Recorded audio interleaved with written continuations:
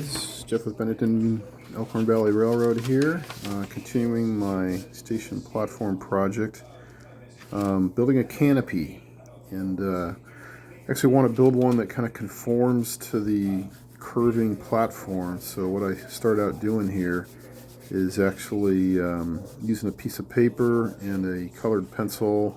Probably be better to have some kind of maybe a sketching pencil or something. Just kind of applying pressure to get an outline on the paper of where the edges of the platform fall, so I can eventually transfer that to my plexiglass here. The plexiglass I got at Hobby Lobby. It's I think about 24 by 30 piece, 1 millimeter thick, so pretty thin stuff. Just placed the plexiglass atop my pieces of paper with my outline, and then carefully with a pen drew that outline onto the top of the plexiglass itself. There's actually some plastic that's covering the plexiglass to protect it, so I actually was able to write on that. Next step, I discovered, I was kind of worried about it cracking, but actually a pair of tin snips on this 1 millimeter plexiglass cuts really well if you make small cuts. So yeah, tin snips goes through it pretty easy. It can, if you're not careful, it can crack, so you just have to kind of go slow, like say small cuts. But eventually able to cut it out. And this will be the basis for the top of the platform canopy.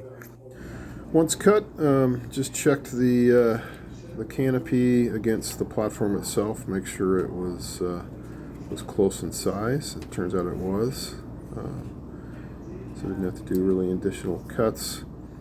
Next step, the tin snips cut pretty clean, but I did do a little bit of sanding just to get it smooth.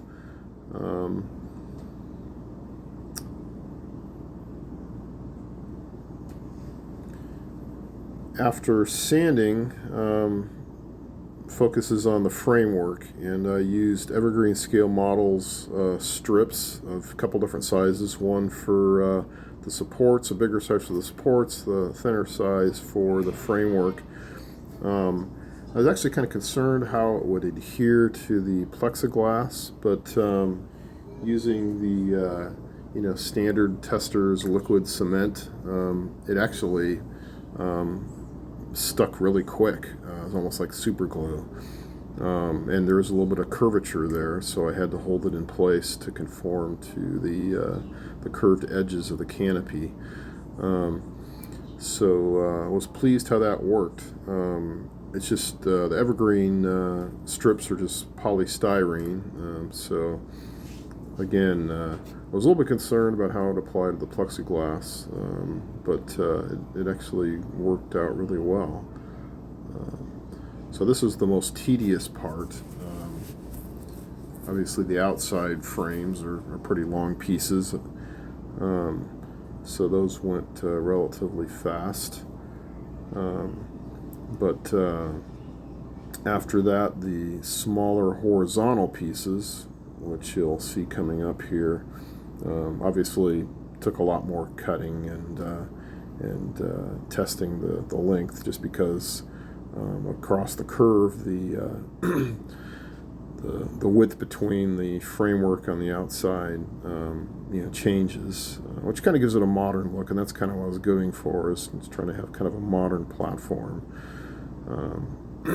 Excuse me. So yeah, as you see, after we get some of these outside supports here, you'll see that I began adding in the horizontal supports between the outside framework.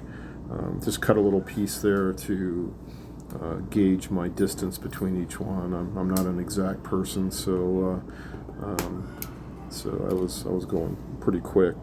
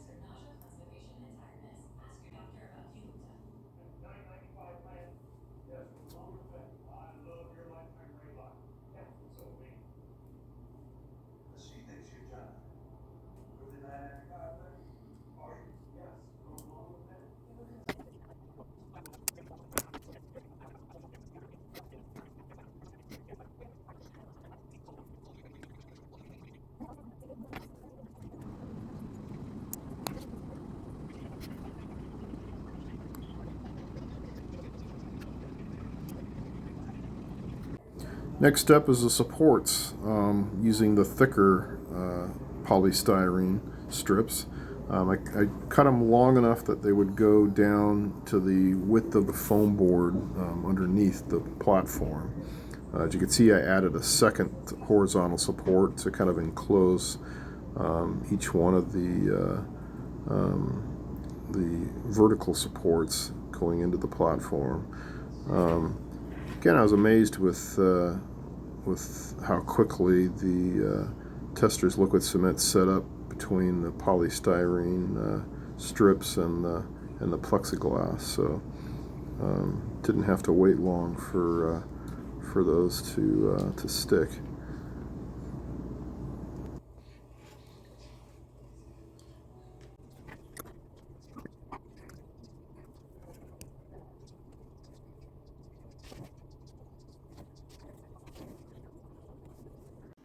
So holding the finished canopies over the platforms, I just made marks and drilled about 1/8 inch holes that the vertical supports fit snugly into. I was able to push them down and adjust them to the height of the tallest Amtrak cars.